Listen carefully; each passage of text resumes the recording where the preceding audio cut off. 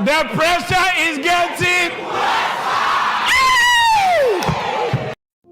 If Kenyan government will not stop the abductions, I want to promise you that the U.S. government will stop funding Kenya and issuing loans. The International Monetary Fund will also stop issuing loans to Kenya. 2027 ni kama ni wanaiba waibe sahi, because 2027 I think is gonna be different. Najua tunasemaga wa Kenya we need a lot of civic education, watu watarudisha tu wale, people are gullible, is true, but I think we are better than we were like 5 years ago. I think we are way better. We are better. Sasa ni shida tu kidogo inaingia na staki watu tusahau. Tukisema aki woye wanamsukuma. Yes, woye wanamtoa, wanamuimpeach. Wanajua kile wanaitishana. Yes. All I want is for my kids to have a better future. That's all. Mi sitaki uongozi. I'd hate to be a politician. Me too, man. But I just want to see justice. I just want to see people get... Unaendaga nchi zingine manze unashindwa guy. Yani mnakaa gafiti hivi. Tell them man. Manze unaenda unashindwa, nimeenda hosi, you are like guys, sasa huku nimeenda hosi na ni exchange rate ni mbaya. Yes. Unaambiwa iko sawa. Ai umeletwa public, ukiwa hapo ndio una realize ni public hospital na inakaa yenyu ya hapa private. Yeah, first world. So I think na si vitu hatuwezi. If you are affording to fuel all those guzzlers, if you are affording kuweka ofisi haziko, mtu ako na advisors kama 10 na hahitaji achukue advice. If you are affording very unnecessary positions, then hakuna kitu hatuwezi fanya. Yes, change is coming and is coming very soon. You might wonder, it might be this year that will, end up changing this country once and for all, just in case we have a revolution. And I believe the Kenyan youths are ready. They have shown they are ready. And we are just waiting, just in case we get a referendum where we shall be voting against this government or this regime of the day. For we have lost trust in it, and things are cooking. The High Court and the Court of Appeal, they're not compromised. For them, they follow the law, and they have been served with the referendum proposals, and the process is ongoing, and we might be going for a referendum to vote against this regime in terms of how we have lost trust in it and the wrongdoings they have been doing, and the laws they have been breaking each and every day, in terms of breaking the laws of finance bills and abductions and the extrajudicial killings in this country. So guys, I'm so happy to see how the Kenyan youths and even the extreme Gen Zs who have just come out of the high school the previous year, and right now they have joined the others in crying out loud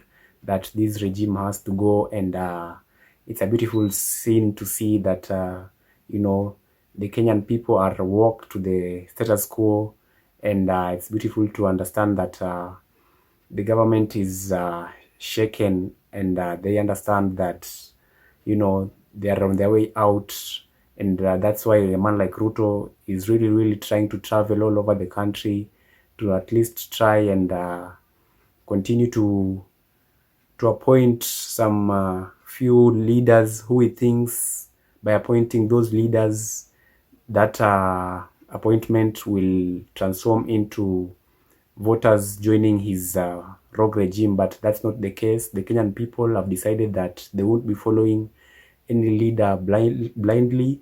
For them, it's all about service delivery, leaders with integrity and dignity, and of course leaders who have interest of the people at heart, so that they can serve the people, and we can enjoy the national cake as a whole, as a country. The thing of tribal politics has ended, and right now what is unifying Kenyans is the economic pain.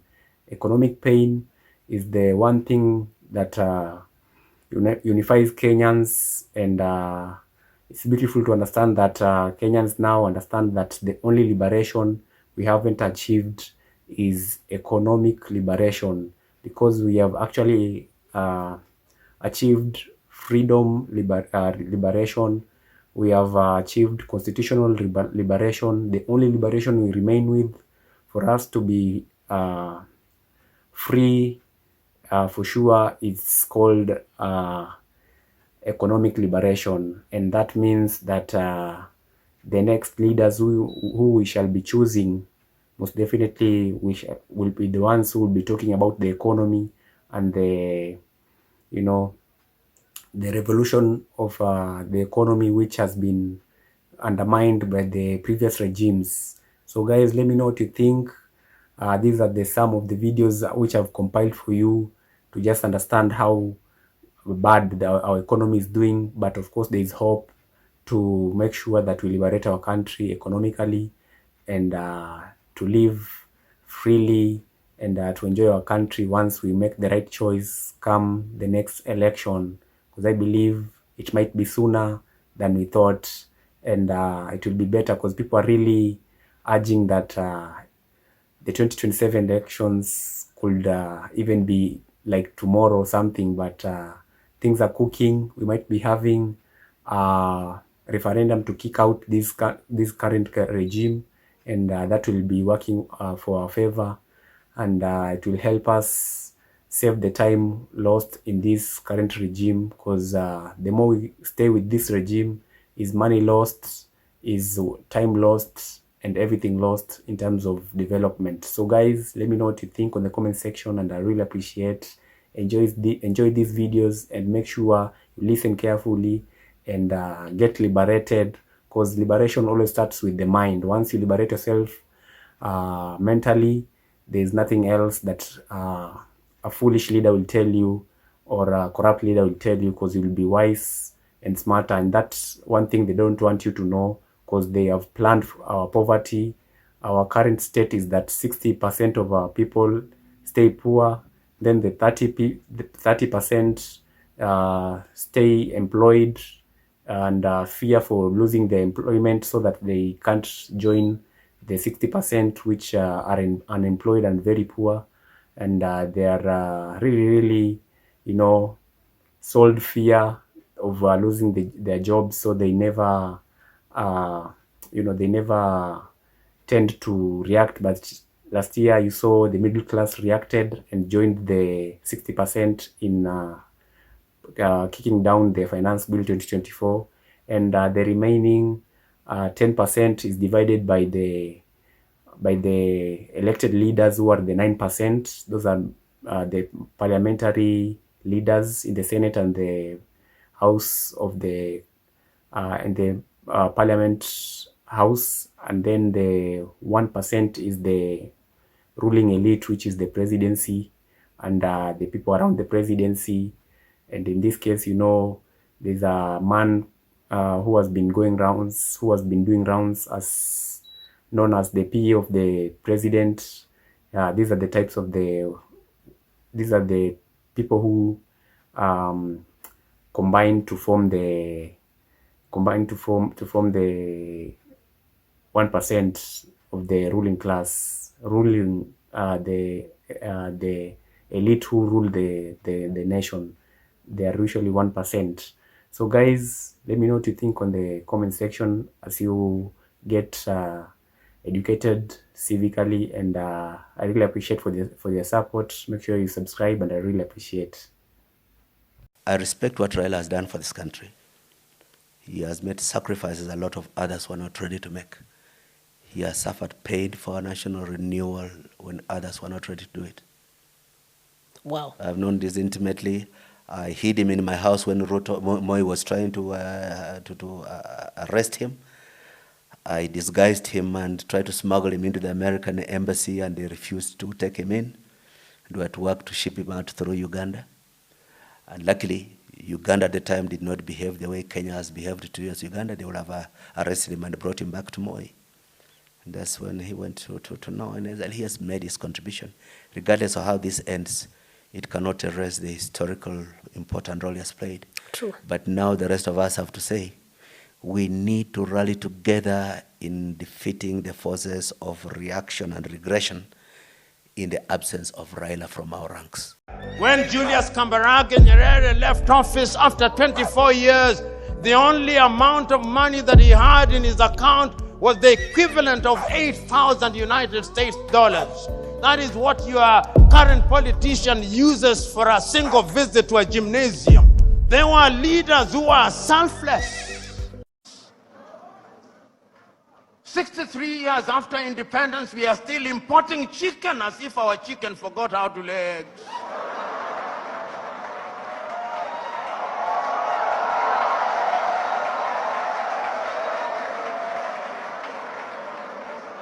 Wewe Ruto, sikiza vizuri. Hata kama umevunja hati cabinet hati sijui umefanya nini, we know you are the killer.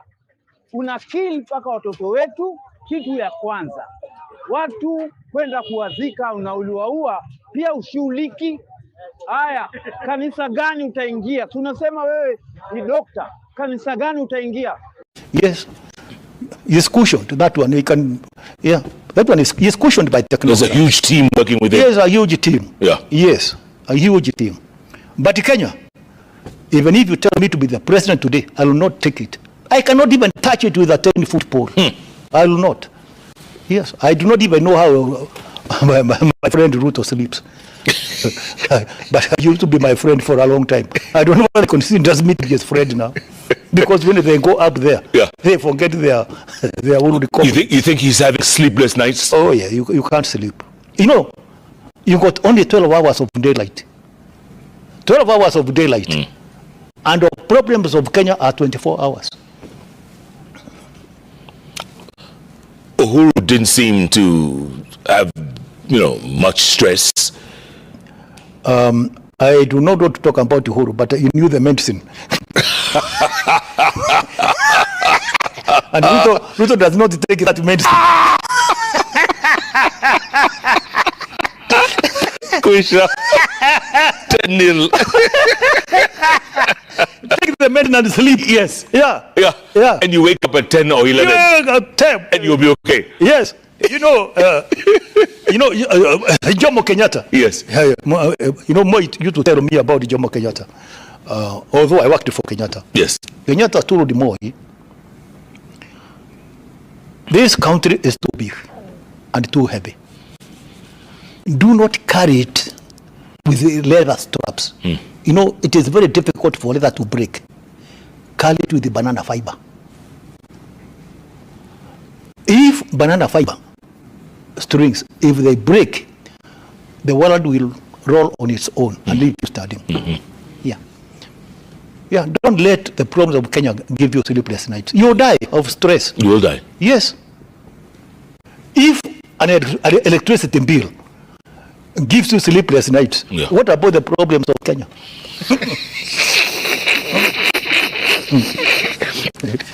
But don't carry it with the leather straps. Don't. No, banana fiber. Yes. Yeah, if it is going to roll on its own, I'll leave you standing. I love that medicine you said that.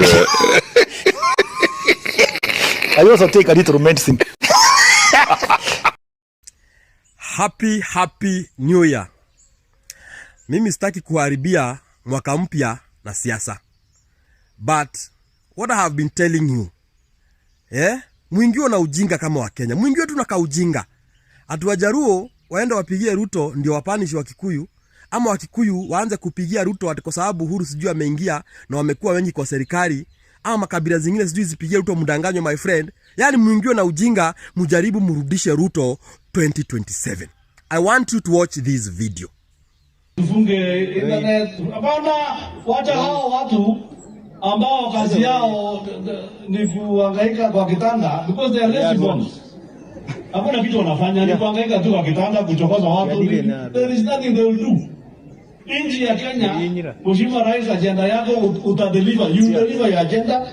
We will ensure you get your second term. Na wakicheza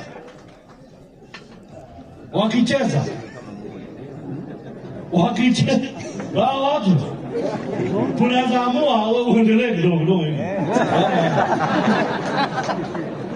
ama namna gani? Kwa sababu wanaletea huyu jamaa Kisirani, kwani siuni rais hao wengine ati must go where? Aende wapi? Na tukusema aendi Na tukisema aendi hata akimaliza hiyo ingine. Yes, you have seen it. That even after Ruto gets 2027, 2032, they will say he will not go anywhere. The guy talking there is called Kamkatet. I don't even know Nwapokot somewhere. The only reason that guy is known in this country is because of banditry. Anytime there has been banditry side Zapokot, the guy has to write a statement. And that is a fact. I'm telling you. The guy comes from an area whereby for a kid to access education, that kid must walk over 20 kilometers. A kid in this era and age. This guy comes from a place, mothers die at their homes while giving birth because there are no hospitals they can access. This guy comes from an area where if there is a banditry, the casualty is like everybody dies because there are no roads. Hata maaskari wakienda huko, my friend, inakuwa a matter of life and death because there is nothing there. And this is the kind of a man saying that youths wanahangaika kwa vitanda kwa sababu hawana kazi ya kufanya, wakisemaga Ruto must go. Wanatoa kazi ya kufanya wapi while these people are clearing everything in this country? Wanaiba kila kitu. Nimwambia tu enda sasa tumeingia mwaka 3. Tell me what Ruto is doing. Nothing. Our youths wataishi kuhangaika kwa kitanda. And he doesn't even give a damn. Angalia where he comes from. That things are even worse. Things are even worse. In this time and era, we have youths in his area who cannot access education. They don't even know where Nairobi is. And that's the guy who is talking like this. That's what I'm telling you people. You think it's a joke when you see me talking. And you think, like me napenda kuongea siasa. My friend, some of you call me prophet. Because I see these things very far. I know that video, whoever shared it, alikuwa kwa hiyo meeting, na akafeel vibaya sana. Whoever shared that video. Na wakaambiwa they should not share that video. And akaniambia, Majuis, we are sharing that video because that is the plan.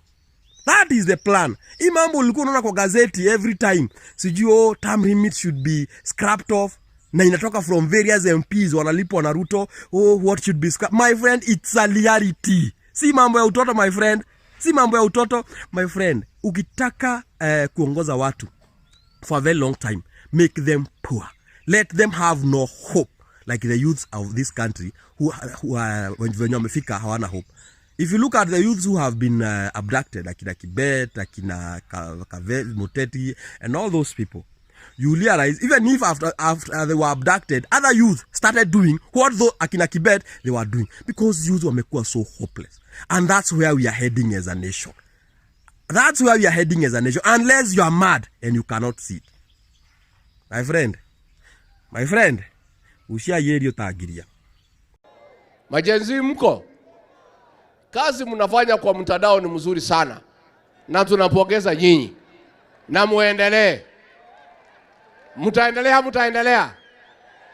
Lakini mtandao peke yake haitoshi. Tunataka mjiandikishe kama wapiga kura. Wale watu ambaye watakomboa Kenya hii, wenye kuamua Kenya itaongozwa namna gani, ni hao majenzi wetu mwaka wa 2027. Lakini hamwezi amua Kenya itakaa namna gani kwa simu peke yake. Lazima mchukue vitambulisho, lazima mjiandikishe kama wapiga kura. Siku hiyo ikifika muamuke saa 9, muungane na sisi na wengine, tuende pale kwa debe, tutafute uongozi wa maana ambaye utaheshimu wa Kenya, utaheshimu demokrasia na utakubali kufanyia kila mtu maendeleo. Tumekubaliana majenzi? Mkubwa wewe.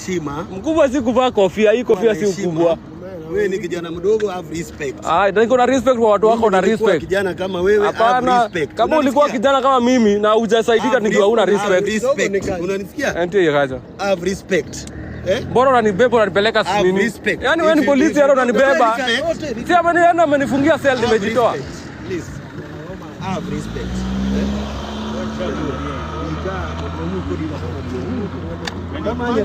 Ati deal na ofisi. Yaani mnafanya kazi bila kwani mnasimama tu hapa kucollect pesa, mfanyi kazi na sheria, mjui sheria. Mnapeleka abiria ndani kufanya nini? Ewe. Leo tumekata muibi kwa hii barabara. Mimi niko hapa. Heri nilipe hiyo cash bill lakini niishi na nyinyi hapa. Kuna mwenye mnachukua. Shida si kulipa, shida ni kudeal na nyinyi sasa. Nione mwenye mnaiba hapa. Si mchukue hizo baongo zenyu hapa leo sasa. Mimi hakuna kenye mnaweza fanya bana. Risasi tumewambia mko nayo, tuko na licensed ones. Mmezoea sana.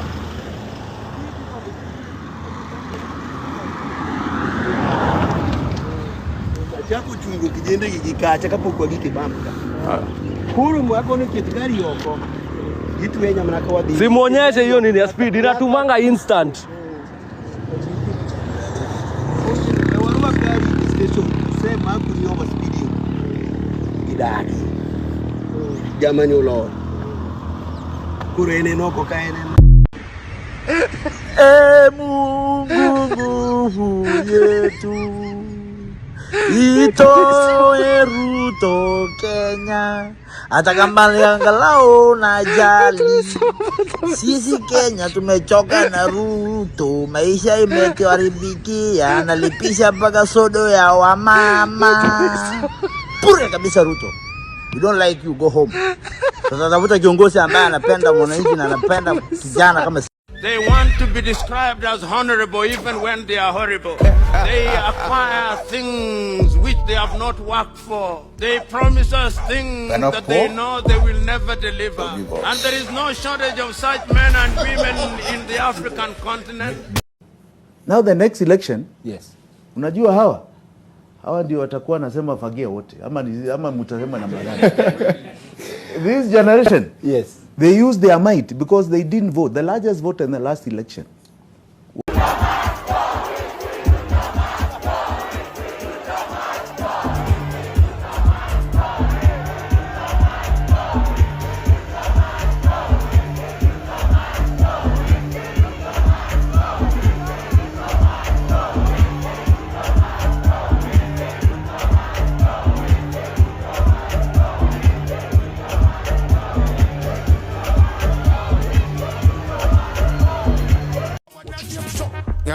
You like me, why them a fight me? You like me, chewing a bone, a bite. You like me, chewing a bite. Don't like, how I show. We don't trust them, even if we bust them. We don't trust them, stay far, not touch them. We don't trust them, we'll be a man, not sub them. Informer, me say, you must them.